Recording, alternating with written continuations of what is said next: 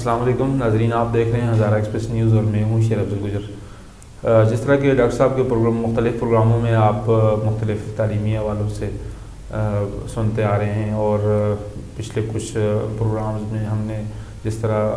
Fun land کے تعلیمی نظام کے حوالے سے بات کی تھی اور مختلف تعلیمی نظریات پہ بات کی تھی،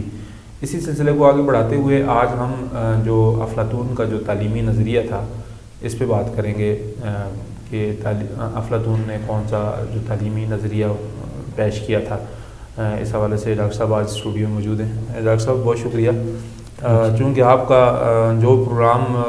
آن ایئر ہوتا ہے اور اس کے بعد جو فیڈ بیک آتا ہے اسپیشلی ہزارہ ایکسپریس نیوز کے ان باکس میں کمنٹس کی صورت میں بھی، تو لوگ پھر مختلف وہ بھی کچھ سوالات بھی کرتے ہیں اور کچھ چیزیں جو ہے وہ فرمائش بھی کرتے ہیں کہ جی فلاں موضوع پہ پروگرام کیا جائے۔ تو آج کا پروگرام جو ہے وہ افلاطون کے تعلیمی نظریات کے حوالے سے ہے، تو چونکہ آپ تو کافی ایسے ہم اسی سلسلے کو آگے بڑھا رہے ہیں، تو آپ افلاطون کے حوالے سے کیا کہیں؟ اچھا جی، افلاطون جو ہے انگلش میں اس کو پلیٹو کہا جاتا ہے جی، اور ہم نے جب مڈل ایسٹ میں خاص طور پہ اس افلاطون کے کاموں کے ترجمے ہوئے تو اس کے لیے یہ لفظ افلاطون، پلیٹو کے لیے افلاطون کا لفظ استعمال ہوا۔ اس کا اپنا جو نام تھا وہ ایرسٹوٹل تھا۔ ایرسٹوٹل جو ہے وہ اس کا اسٹوڈنٹ ہے۔ اچھا، وہ اسٹوڈنٹ ہے ایرسٹوٹل۔ اچھا، اور یہ چونکہ کافی ہینڈسم تھا، کافی کشادہ اس کے کندھے تھے، تو اس کی وجہ سے اس کو پلیٹو کہا جاتا تھا۔ پلیٹو کا مطلب یہ کشادہ کندھوں والا۔ یہ بات ہے جی کوئی 300-400 سال قبل مسیح کی، جی، اور یونان جو ہے اس زمانے میں تہذیب کے مرکز کے طور پہ ابھرا تھا، جی، اور یونان کی مختلف چھوٹی چھوٹی شہری ریاستیں جو ہیں ان میں ہمیں بہت سارے ایسے جدید، جو آج کے دور میں ہم جنہیں جدید نظریات کہتے ہیں، ان کی بنیادیں ہمیں یونان کی تہذیب کے اندر دکھائی دیتی ہیں۔ جی، اور اس میں جو خاص طور پہ ایک شہری ریاست تھی جس کو ایتھنز کہا جاتا تھا، جی، تو حکیم افلاطون، جس کو حکیم افلاطون ہمارے ہاں کہا گیا، پلیٹو جو ہے، ان کا تعلق ایتھنز کے ساتھ تھا، جی، اور ایتھنز کی اس شہری ریاست میں انہوں نے ایک مثالی ریاست کا نظریہ پیش کیا تھا، جی، اور اسی مثالی ریاست کے لیے پھر نصاب تعلیم اور نظام تعلیم کیسا ہونا چاہیے، جی، یہ بالکل ان ابتدائی نظریات میں سے ایک نظریہ ہے تعلیم کے حوالے سے، جی، جو ہمیں اپنی ڈاکومنٹڈ ہسٹری میں جو لکھی ہوئی تاریخ ہے اس کے اندر دکھائی دیتے ہیں۔ اب ہم اس پہ اپنے مختلف پروگرامز میں یہ بات کر چکے ہیں کہ تعلیم کا نظام ہمیشہ اپنے جس سوسائٹی میں بھی تعلیمی نظام بنایا گیا ہے تو وہ اپنے سماج کی ضروریات کے تحت اس تعلیمی نظام کو وضع کیا جاتا ہے، اس کی تشکیل کی جاتی ہے۔ تو اسی طرح سے حکیم افلاطون جب تعلیمی نظام کی بات کر رہا ہے تو یہ اس وقت کی جو معروضی تعلیمی نظام ہے اس سے، یا جو معروضی سیاسی سماجی حالات ہیں ان سے مختلف ایک نظام اس نے دیا، لیکن اس کے لیے اس نے اپنا ایک معروض پیدا کیا، اور وہ اس کا نظریہ ہے مثالی ریاست کا، یا آئیڈیل اسٹیٹ کا جو نظریہ ہے افلاطون نے، اور اس آئیڈیل اسٹیٹ کے اندر مختلف شعبوں میں کام کرنے والے افراد کو پیدا کرنے کے لیے جس نظام کی اس نے بات کی وہ نظام تعلیمی نظام تھا۔ جی، تو اب ذرا سا میں اس مثالی ریاست کا حوالہ دے دوں تاکہ سننے والوں کو، دیکھنے والوں کو بھی یہ سمجھ آ جائے کہ حکیم افلاطون جب ایک تعلیمی نظام کی بات کر رہا ہے تو وہ ایسا کیوں کہہ رہا ہے، اور اس کی یہ خاص شکل کس وجہ سے، پھر ہم اس نظام کے اوپر آئیں گے، اس پہ بات کریں گے۔ اچھا، جس مثالی ریاست کی بات حکیم افلاطون نے کی، اس کی جو بنیاد ہے وہ اس نے رکھی انصاف کے اوپر۔ اس نے کہا کہ انسانی سماج کی تشکیل یا ریاست کی تشکیل کا جو بنیادی مقصد ہے وہ مقصد ہے کہ انصاف قائم کیا جائے، انصاف قائم کیا جائے۔ اب یہ انصاف کا جو لفظ ہے یہ بہت ایک طرح سے فینسی ورڈ بھی ہے، جسٹس جس کو ہم کہتے ہیں، اور عوام اکثر اس کو استعمال کرتے ہیں۔ ہمارے ہاں ایک سیاسی جماعت کا نام بھی تحریک انصاف ہے، لیکن انصاف کیا ہوتا ہے یہ ایک بہت ریلیٹیو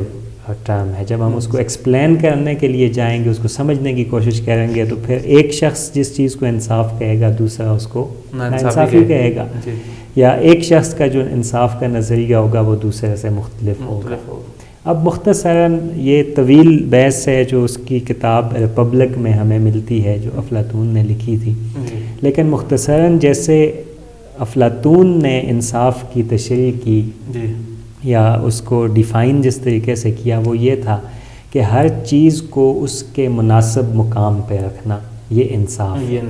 یعنی جو چیز جس جگہ کے لیے ہے اس کو اسی جگہ پہ رکھا جائے تو یہ انصاف کہلائے گا. اب پھر وہ سماج کے اوپر آ جاتا ہے اور وہ کہتا ہے کہ سماج میں انصاف اس وقت قائم ہوگا کہ یہاں پہ ہر طبقہ اپنے مقام پہ ہو, اپنی جگہ پہ ہو. مثلاً وہ کہتا ہے کہ ایک سماج کے اندر 3 طرح کے لوگ ہوتے ہیں, 3 قسموں کے لوگ ہوتے ہیں. ایک وہ لوگ ہیں کہ جو سوچتے سمجھنے والے, فکر والے فلاسفرز ہوتے ہیں, جو چیزوں کے اسباب کو سمجھنے کی کوشش کرتے ہیں, جو یہ سمجھنے کی کوشش کرتے ہیں کہ جو مختلف واقعات ہیں یہ کس وجہ سے رونما ہوتے ہیں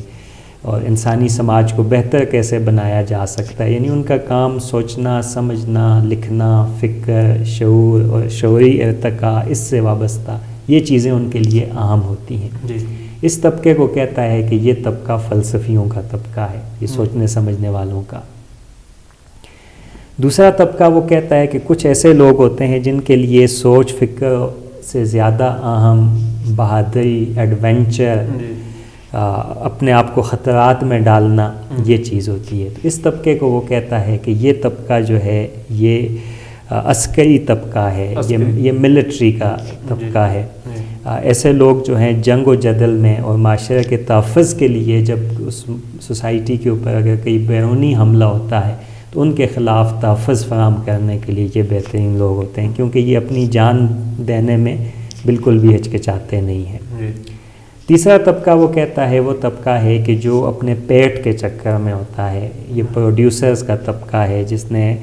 خوراک پیدا کرنی ہے اور اس کی کل سوچ اس کے پیٹ تک محدود ہوتی ہے کہ کھانا اور اس کے بعد اگلے کھانے کا کہ اس کھانے میں میں کیا کھاؤں گا اس کا انتظار ہوتا ہے. اس طبقے میں وہ کہتا ہے یہ وہ لوگ ہیں جو کھیتوں میں کام کرتے ہیں, جو تجارت کرتے ہیں, جو بزنس کرنے والے لوگ ہیں, یہ تیسرا طبقہ ہے. اب وہ کہتا ہے کہ یہ 3 طبقات مختلف, ایک دوسرے سے بالکل مختلف ہیں, اور ان تینوں کو سماج کے اندر کس طریقے سے ترتیب دیا جائے کہ انصاف قائم ہو سکے. یعنی ہر ایک طبقہ اپنے مقام پہ ہوگا تو انصاف قائم ہوگا. مثلا وہ کہتا ہے کہ اگر یہ پیٹ والا طبقہ یعنی جو بزنس کلاس ہے اس کو حکمران بنا دیا جائے گا تو یہ خود اپنے آپ میں ایک ناانصافی ہے, ایک ظلم ہے. اچھا, پھر وہ کہتا ہے کہ اگر یہ جو فوجی ہے, جو عسکری ہے, اگر یہ حکمران بن جائے گا تو یہ اپنے آپ میں ایک ناانصافی ہے, یہ ظلم ہے, یہ انصاف نہیں ہو سکتا. انصاف کیونکہ حکمرانی کے لیے سوچ سمجھ اور فہم چاہیے ہوتی ہے, تو اگر سوچنے والے, سمجھنے والے, فہم والے لوگ حکمرانی کریں گے تو تب انصاف ہوگا. تو وہ کہتا ہے کہ یہ جو 3 طبقات ہیں, پہلے تو ہر انسان کے یہ جاننا لازمی ہے کہ کس انسان میں کون سی صلاحیت ہے, کس میں سوچنے کی صلاحیت ہے, کس میں ایڈونچر کی اور خود کو خطرات میں ڈالنے کی صلاحیت ہے, اور کس میں محنت, مشقت, کاروبار, پیسہ بنانا, دولت بنانا اس کی صلاحیت ہے. تو ان تینوں کی پہچان جب تک نہیں ہوگی تو ان کے مقام کا فیصلہ نہیں کیا جا سکتا کہ کون کس مقام پہ ہونا چاہیے. تو اس کے لیے وہ کہتا ہے کہ جو فارمولہ ہے وہ آسان ہے کہ سوچنے والا حکمران ہو, جو خطرات میں خود کو ڈالنے والا ہے وہ ڈیفینڈر ہو,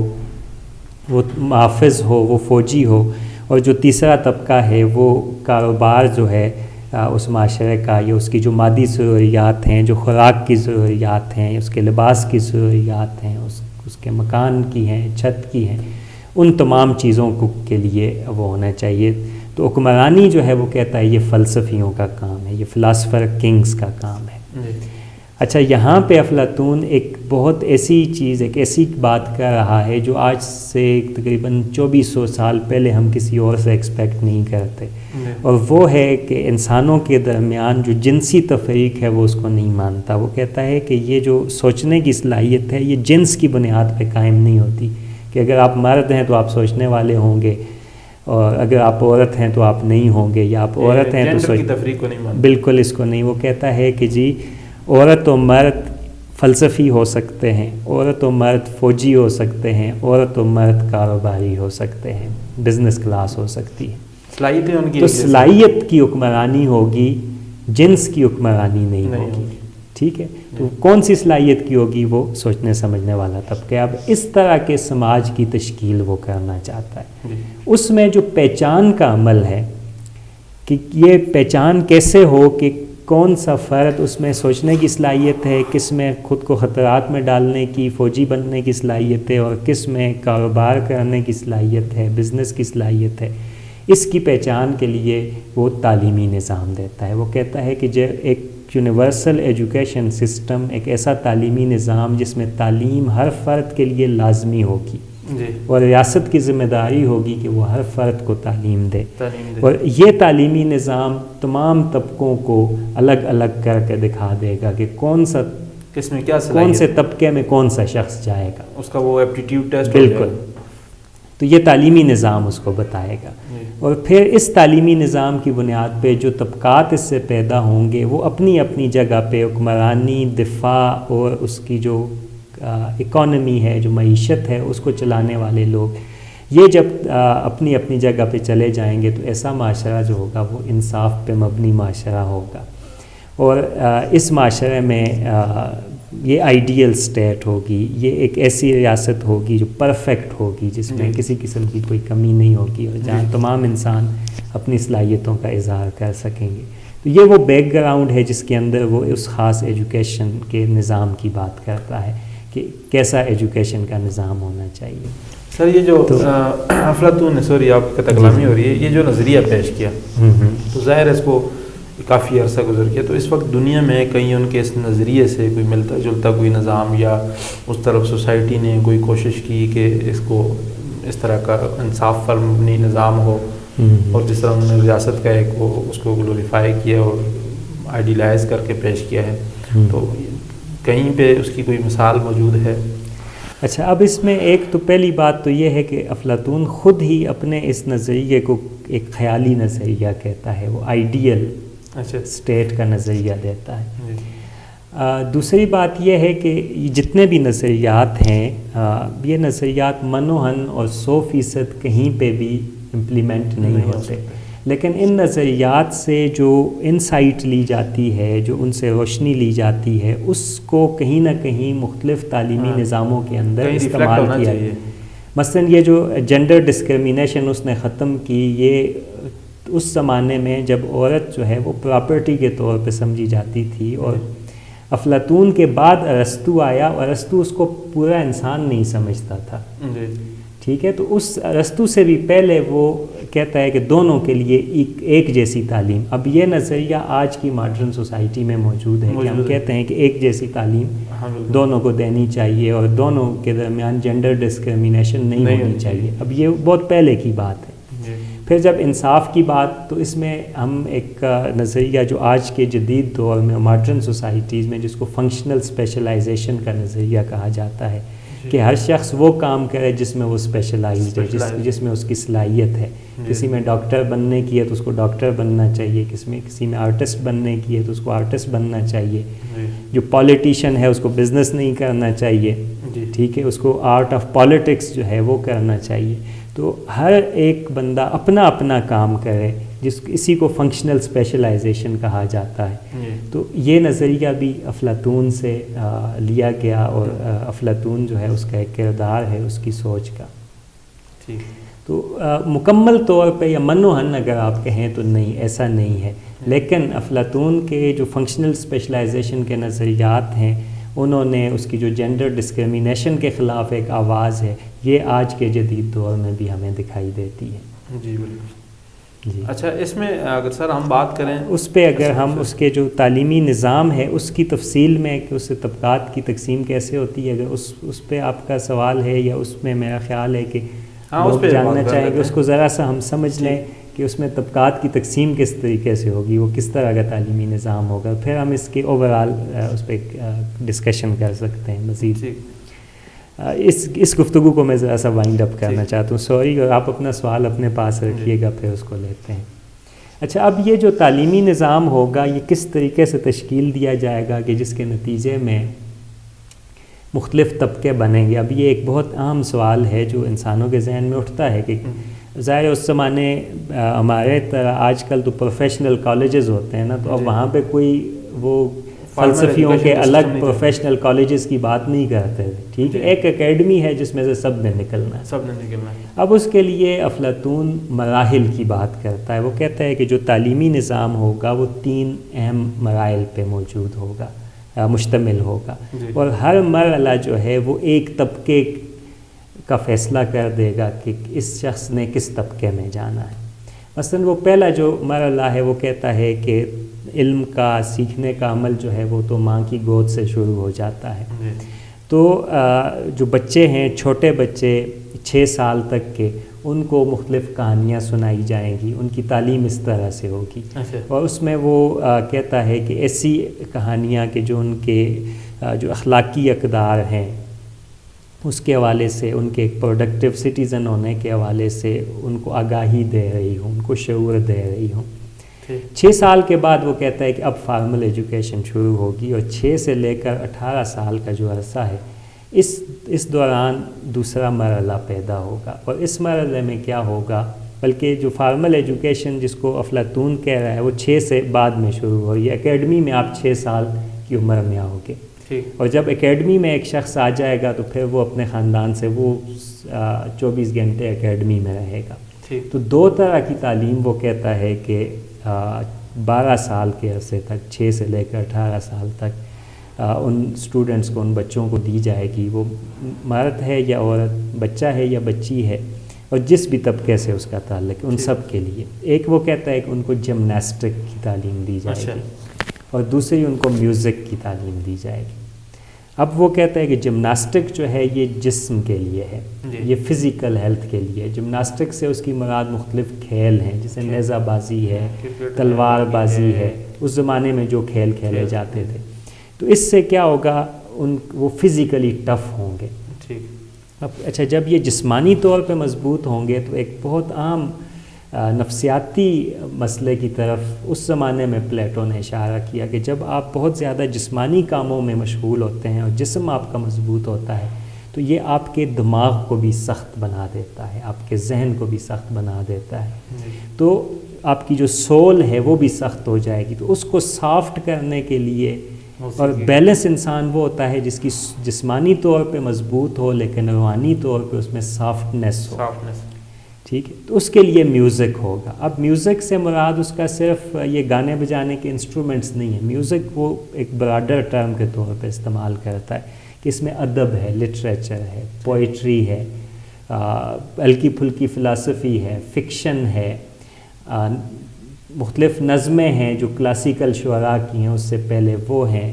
گانا ہے، ڈانس ہے، یہ تمام چیزیں جو ہیں ان کو وہ کہتا ہے کہ یہ میوزک ہے۔ تو ان دونوں کی تعلیم ہوگی صرف ان 2 چیزوں کی 18 سال تک۔ 18 سال کی عمر میں پہلا ٹیسٹ ہوگا، اور جو اس ٹیسٹ میں پاس ہوگا وہ اگلے مرحلے میں جائے گا، جو اس ٹیسٹ میں فیل ہوگا وہ پہلا طبقہ بنائے گا۔ یعنی فیل ہونے کا مطلب یہ ہے کہ اس میں آگے جانے کی صلاحیت نہیں ہے، اس کے سوچنے سمجھنے کی صلاحیتیں صحیح طرح کام نہیں کر رہی، نہ یہ فزیکلی اتنا مضبوط ہو چکا ہے کہ جو ایک عسکری، ایک فوجی کے لیے جس کی ضرورت ہے۔ تو اس کا مطلب ہے کہ یہ شخص جو ہے، یہ عورت یا یہ مرد، یہ وہ کام کر سکتا ہے جو پروڈیوسرز کا کام ہے، ٹھیک ہے، اس کو کاروبار سے، ہاں، یہاں سے اس کو دکان ڈال دو، اس کو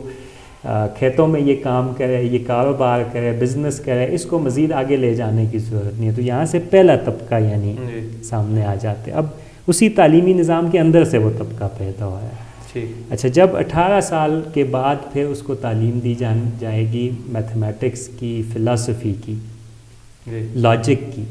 2 سال تک یہ تعلیم ہوگی. اچھا 2 سال کے بعد اس کا دوسرا ٹیسٹ ہوگا, اور جو اس میں فیل ہو جائے گا اس کا مطلب ہے کہ اس کا دماغ والا پورشن, کیونکہ اس نے جمناسٹک والا تو پاس کیا تھا فزیکل, وہاں پہ کامیاب ہو گیا تھا, لیکن جو دماغ والی تعلیم شروع ہوئی ہے تو اب اس کے بس کی کام نہیں ہے. فوجیوں کا دماغ جو ہے وہ اس کو دماغ کی ضرورت نہیں ہوتی, اگر دماغ ہوگا تو وہ پھر فوجی نہیں بن سکتے.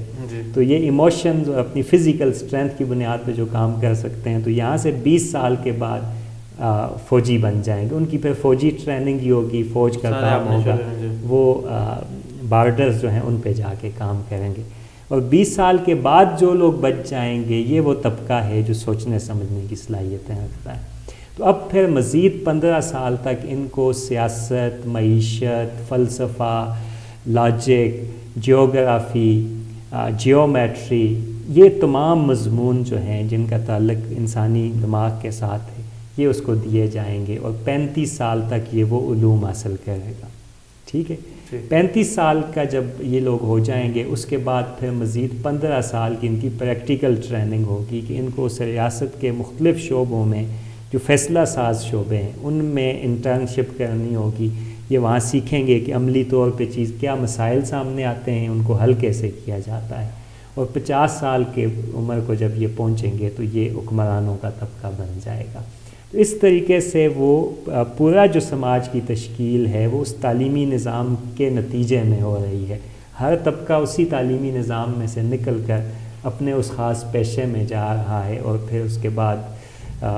وہ طبقہ جو سب سے آخر میں جو سوچنے سمجھنے کی صلاحیتیں اپنی ثابت کرتا ہے کہ اس میں یہ صلاحیتیں ہیں تو وہ حکمران بن جاتا ہے. جی اچھا, یہ بڑی دلچسپ جو ہے اس نے وہ پیش کی ہے اس میں کہ سارے لوگ جو ہے وہ ایک آٹومیٹک سسٹم کے ذریعے جو ہے وہ اپنے اپنے شعبوں میں چلے جائیں گے. تو جب وہ مثالی ریاست کی بات کرتا ہے تو جو لوگ حکمران بن جائیں گے تو اس کے بعد وہ ریاست کے بارے میں کوئی ماڈل پیش کرتا ہے کہ وہ ریاست کیا ہوگی؟ ہاں بالکل, وہ اس کے بعد جو اس تعلیمی نظام سے نکل کر جو لوگ ریاست میں آئیں گے پھر اس ریاست کے اندر جو 2 میجر چیلنجز ہیں جو سامنے ہیں, وہ ایک تو یہ چیلنج ہے کہ جس بندے کے پاس مکمل دوسروں سے زیادہ برتر ذہنی صلاحیتیں موجود ہیں تو وہ تو باقی لوگوں کو اپنے سامنے لگا دے گا نا, یعنی وہ اس میں کرپشن کے امکانات پیدا ہو جائیں گے. وہ پورے معاشرے کے وسائل, کیونکہ باقی تو اتنا سمجھتے نہیں ہیں, تو یہ امکان موجود ہے کہ وہ شاید کرپشن میں انوالو ہو جائے اور عام لوگوں کی فلاح اور سب لوگوں کی فلاح جو ہے اس کے لیے وہ فیصلے نہ کرے, کیونکہ اس کی تو کوئی اکاؤنٹیبلٹی کا میکانزم پھر نہیں ہے, کوئی ان سے پوچھنے والا نہیں ہے, وہ تو اس پورے پروسیس سے نکل کے وہاں تک گئے ہیں. دوسرا جو ہے وہ فوجیوں کے پاس جسمانی طاقت, اسلحہ, ہتھیار وہ موجود ہے. تو اگر یہ انٹلیکٹ والا جو ہے اس کو ہتھیار کے ذریعے شکست دی جا سکتی ہے, اور یہ بھی ہو سکتا ہے, یہ بھی امکان موجود ہے کہ فوجی اٹھ کے اقتدار پہ قابض ہو جائیں اور پورا نظام جو ہے وہ تلپٹ ہو جائے, درم برم ہو جائے, اور بجائے دانش کی حکمرانی کے فوجی طاقت کی, مسلز کی یا بندوق کی حکمرانی شروع ہو جائے. تو اب یہ 2 مسائل وہ کہتا ہے یہ موجود ہیں, اور ان مسائل کے حل کے لیے پھر وہ اس جو ریاست کے اندر 2 بہت دلچسپ نظریات پیش کرتا ہے. ایک وہ نظریہ دیتا ہے کمیونزم کا. وہ کہتا ہے کہ ہمیں یہ سوچنے کہ ہمیں بنیاد کو سمجھنا ہوگا کہ جو کرپشن ہے یا طاقت پہ قبضے کی جو خواہش ہے اس کی وجہ کیا ہوتی ہے. تو وہ کہتا ہے اس کی وجہ یہ ہے کہ انسان پرائیویٹ پراپرٹی اکٹھی کرنا چاہتا ہے, اور اس پراپرٹی کو اپنے جسم کا حصہ وہ سمجھتا ہے, ذاتی ملکیت.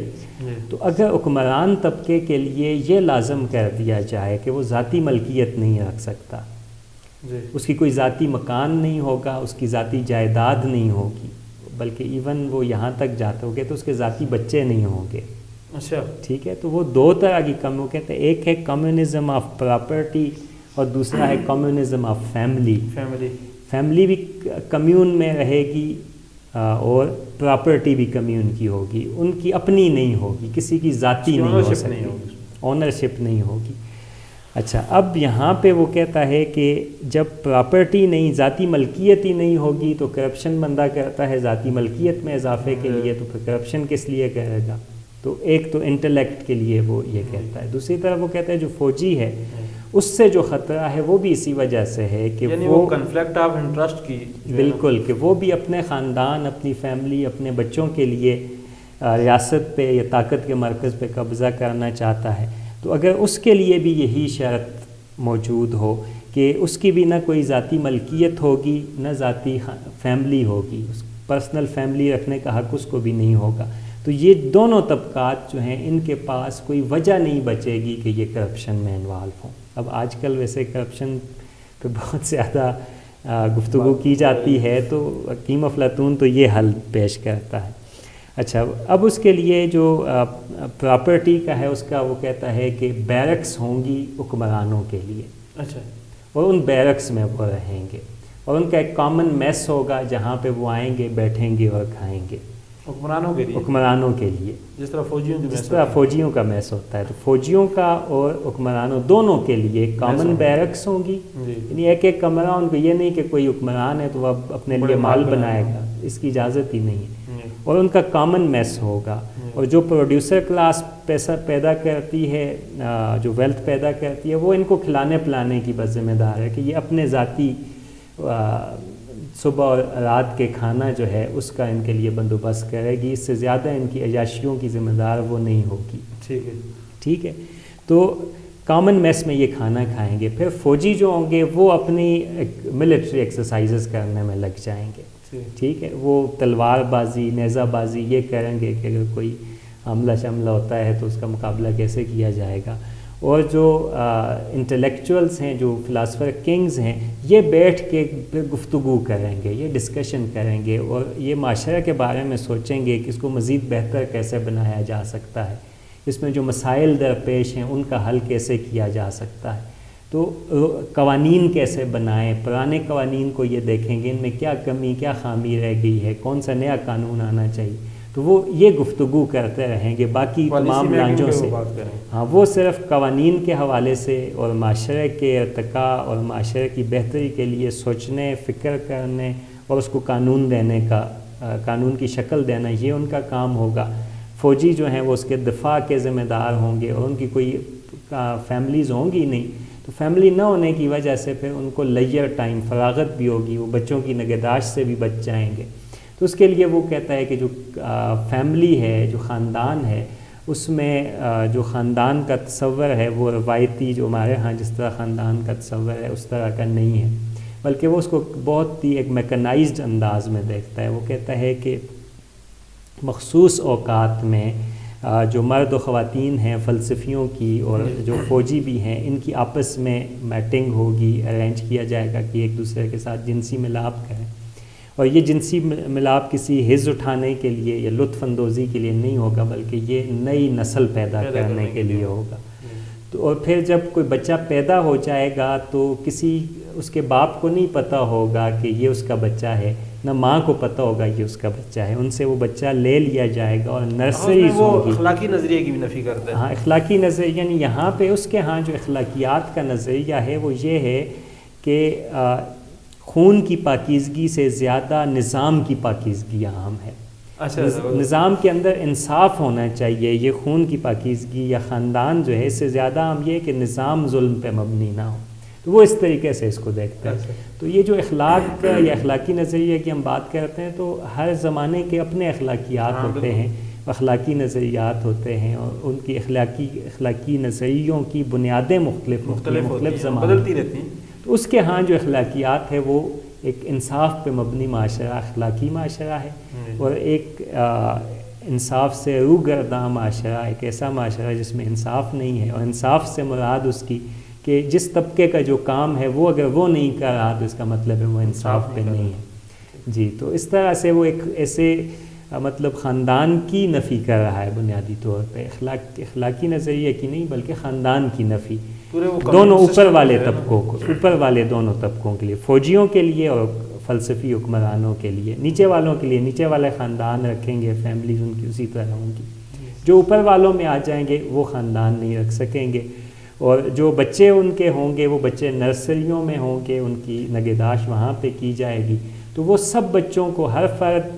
جو ہے نا وہ یہ سوچ رہا ہوگا کہ ان میں سے یہ بچہ بھی میرا ہو سکتا ہے، وہ بھی ہو سکتا ہے، یہ سب میرے بچے ہیں. تو وہ کہتا ہے کہ ہر بچہ جو ہوگا وہ سب کا بچہ ہوگا، اور ہر باپ جو ہوگا وہ سب بچوں کا باپ ہوگا، اور ہر ماں جو ہے، ہر بچے کی ماں جو ہے وہ سب مائیں ہوں گی. ٹھیک ہے، تو اس طرح سے وہ کہتا ہے کہ ایک کولیکٹیو سوچ، ایک اجتماعی سوچ پیدا ہوگی کہ کوئی یہ نہیں کہے گا کہ یہ میرا بچہ ہے تو اب اس کے لیے میں الگ سے کچھ بنا لوں، کیونکہ وہ بچہ بھی اس کا ہو سکتا ہے اور دوسرا بھی اس کا ہو سکتا ہے اور کوئی تیسرا بھی ہو سکتا ہے، تو ان سب بچوں کے اجتماعی مفاد کے لیے وہ سوچیں گے. تو یہ اوورآل اس کے جو مثالی ریاست کا ایک مختصر سا تعارف تھا جو آپ کے سامنے میں نے رکھا. Thank you sir.